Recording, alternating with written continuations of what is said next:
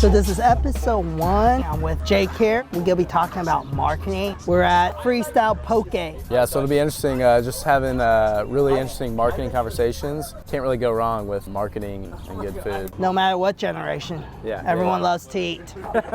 So Jake, what's your marketing journey and how it all got started?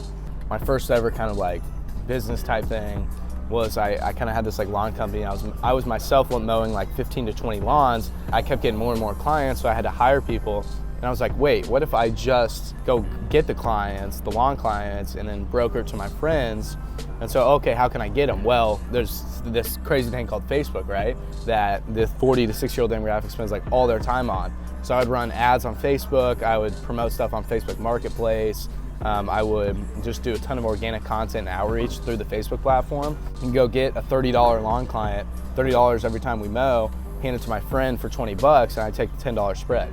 And then that moved into Twitter, where I started selling fitness plans. And then that transitioned into all these other platforms, growing the largest Kansas City-based Snapchat account, to where then I really had a good understanding of these platforms and how to leverage them, not just to be seen and to capture attention, but to actually make money, which I think people lose sight of with social media. They focus on likes, comments, engagement, followers, when it's like, it's not our goal just to make money, you know, at the end of the day, it's no different. So from there, I interned with Cerner and then a startup. So got to see both spectrums, to say the least. And so at the startup, I learned kind of the full marketing spectrum, and then at Cerner, I learned very niche marketing and all the verbiage and terminology. People in my network just started asking me for help. Hey, can you build this website? And so then I'd learn how to do it and then do it for them. And then same with SEO, and then same with paid media and social, and then organic content and stuff. I didn't start the agency because I wanted to have an agency and look cool. It was just like, I needed to make an LLC, I needed to service my accounts under something, I needed to hire people. And I think this is a big problem I have with like my generation is like, read some Tai Lopez or Gary Vee video, or buy some course and then like start a company based off that. And it's like, well, not that you need a ton of experience within it, but you probably shouldn't start something just because you're chasing the end goal of like a ton of money and flexing on Instagram. And so, and obviously I dropped out of college after a year to pursue it full time, which happy with that decision thus far. Well, we'll see how it plays out.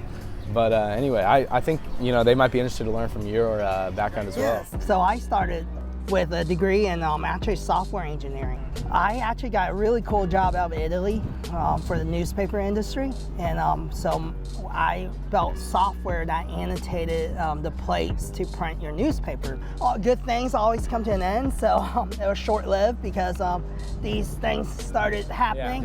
So what happened to newspaper it killed it. It tanked the industry. I got a good severance package. Me and a couple young guys, we started a company in downtown building websites. But around that time, I met someone that taught me into, hey, why don't we go in together on this restaurant venture. So I opened a Cajun's fine dining restaurant / bar. And during that time, I think that's when I really dabble in social media, because when you open a restaurant bar, just like this place, marketing can be expensive. And back then there was MySpace. So I started dabbling to MySpace and built this local following, and then just started marketing to the fraternities and sororities. So then of course, I started really looking at my life and like, hey, what I wanted to do. And I started getting into corporate jobs, and then I was a marketing director for a logistics software company overseeing, software. And then I started J29 Creative, 4 years ago here in Kansas City. So a lot of people my age that gone through college, and they kind of live in their past. They ride off of what their past success is, but they're not keeping up with the trends and actually doing it. They expect other people to do it for them. And until you actually use the tools yourself and dive in, it's very hard to understand social media. And with the social media world, it's also ever changing. And I experienced that a lot, especially working with companies where maybe they have a social media team, or maybe they think they can do it themselves. It's not to say that they can. It's not impossible by any means, but it's definitely not easy. And kind of the sentiment I get is social media is just kind of the marketing in general is like the icing on the cake, right? Like, oh, we'll finish this, and this, and then whatever our budget is left over, we'll invest in marketing, which is a big issue, right? That's how you're driving your business. But then even more so within that marketing space, social media is like it's like the last priority for a lot of businesses. But at the same time, they don't know 70% of their audience is now on social media. But it goes vice versa too. A lot of people think that, hey, digital marketing is the be all. They think, hey, by hiring an agency like you or mine, hey, it's gonna just make things happen. It's just like this restaurant. You still need good food. Because you have good Instagram pictures, but if your food's crappy, it's gonna be hard to grow a following. The Seth Godin, like, this is marketing knowledge of the best marketed products don't always win, and the best products don't always win. It's the best marketed products that are the best products that win. And so you have to have both. You have to have your sales, you have to have your product, you have to have your distribution and everything, operations, everything behind the scenes to fuel this marketing engine. You have to do it all. Yeah. What are your thoughts now that you've been eating? I think for health, 10 out of 10. And so I'm gonna say this is gonna be a new staple in the River Market for sure. I mean, it's actually pretty filling, surprisingly, even the small, because I think the quality of the product.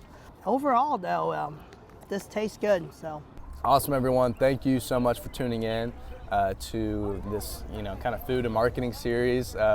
We will see you next week, most likely.